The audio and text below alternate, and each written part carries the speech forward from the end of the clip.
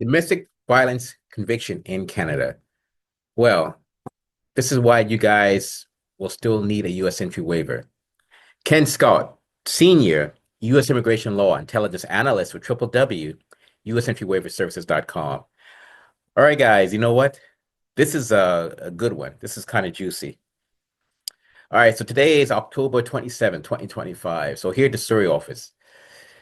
Yeah, guys, this domestic violence stuff. So here in Canada, as you guys are well aware, they call it intimate partner violence, but I'm going to use the good old Washington State terminology, domestic violence. You guys got a domestic violence conviction here in Canada, you are inadmissible to the USA. So again, if you get a domestic violence conviction here in Canada, you're inadmissible to the USA. So essentially, you've got a spouse or girlfriend, you two have a fight. I'm not talking about like a little like shouting, whatever. I'm talking about like a fight. It doesn't have to be physical in the sense of someone's in hospital, but you guys get a domestic violence conviction here in Canada, you're inadmissible to the USA. I don't want to go into like the specifics of it because there's a little things that's interwoven into that, but I'm going to give you guys like the simplified version. You get a domestic violence conviction here, you are inadmissible to the USA. This video is more so for the guys. You guys get yourselves in these situations with these women. I'm not going to be here and preach to you, but when you're involved with a relationship, male, female, this is like male, female, I'm talking about relationship here. I'm going for Surrey for an example. You guys living here in Surrey know well aware what it's like, you know, all right, guys, you know what? Hold that thought. Oh, hey, hey.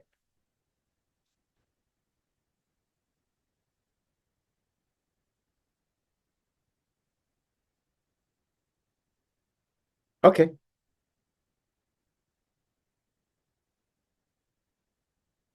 Okay, no worries. Whenever you get a chance. So sure. Generally speaking, they're good for 1 to 5 years. So we get a 1 year, you good for 1 year. You get a 5 year, you good for 5 years. You get a 3 year, you good for 3 years. It really depends on what they give you at DHS.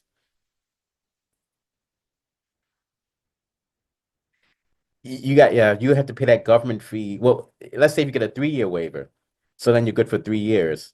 But in that sense, each application you have to pay the relevant government fee at that time. And now the fee is 1,100. It used to be 585 US, but now it's 11. So each application you have to pay that relevant government fee for the rest of your life. No. I mean, as time goes on, that'll go lower anyway.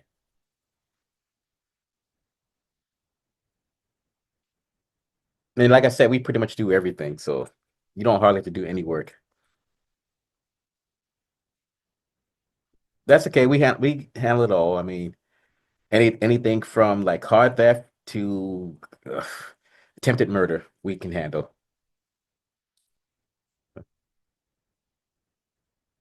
Oh, okay, sounds good. All right. Yeah, thanks. But all right, sorry about that, guys. Um, actually tied in yeah, her stuff tied into domestic violence, kind of. Anyway, what I was getting at was for you guys here, you males, when you're in these relationships here with these women, especially here in Surrey, you guys got to be aware of the environment. And let's just admit, some of you uncles, you go out with your friends, hang out, or come home, you've had a little bit of Bacardi rum, and you're feeling good, and maybe the wife or girlfriend may start arguing some or whatever for whatever reason. And maybe you're already frustrated just from the stress of living here in Surrey, much less Canada, finances, and all that other stuff. There's a chance you're likely gonna snap. And you guys gotta be aware that if you do snap, you're gonna have to take the consequences, the punishment. And also be aware over here is sometimes these women, because of their girlfriends, say, "Oh, just call the police on them. Just call the police on them." And that actually happened to a couple of friends of mine. Their women just said, "Call." Their girlfriends told them, "Just call the police. Call the police." So the police got called, And then an hour or two later, or even the next day, like, oh my God, I should have done that. I'm really sorry. They don't understand that here, it doesn't really make a difference because she still made that initial call. Washington State's even worse because down there in Washington State, when I was a law enforcement officer, the rule was if it's a call for domestic violence, an arrest is mandatory within that 4 hour window. If it's after that 4 hour window, like 5 hours, then it was optional. But within that 4 hour window, an arrest was mandatory. I think now they've changed it where an arrest is mandatory, period. But arrest was mandatory. So let's say we went out to a DV call in, I'll say on Main Street. We get there, and let's say he assaulted her, he slammed her into a wall, and there's physical damage. We can see where she's injured, etc. Automatic arrest for domestic violence. Now, let's say she smashed him in the head with a candlestick holder, automatically domestic violence arrest. Let's say so she smashed him with a candlestick holder, and he sat against the wall. Both of them rest because the courts are tired of dealing with this kind of stuff.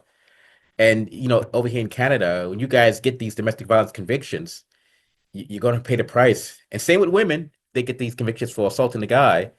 A lot of the guys might balk saying the women don't get in trouble as much. I don't know about that. Knock on wood, I've never had to deal with that myself. So in that sense, I don't know. I prefer not to know.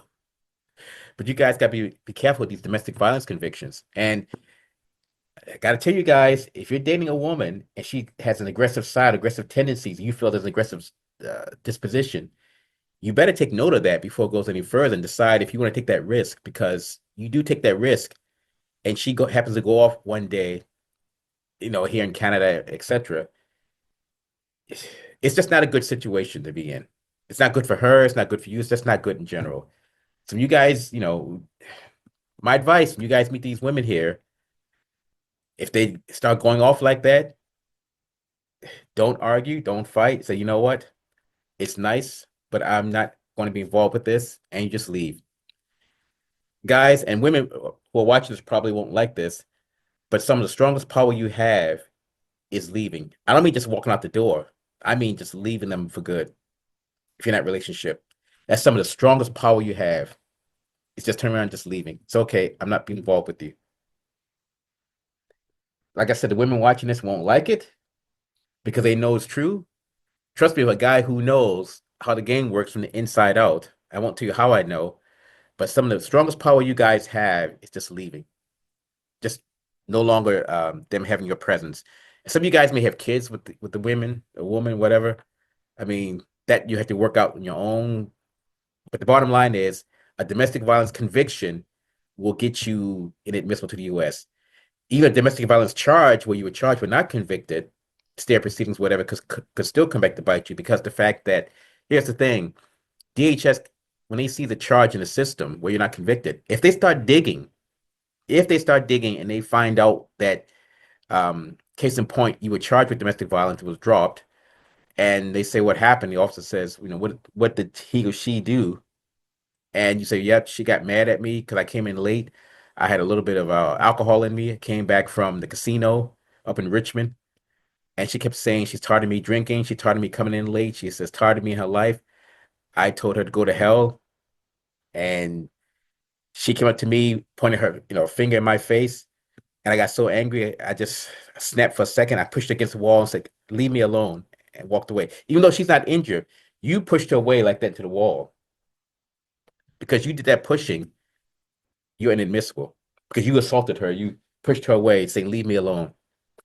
But guys, in all honesty, like those kind of situations, you guys should see that stuff coming even beforehand, even before that even happened.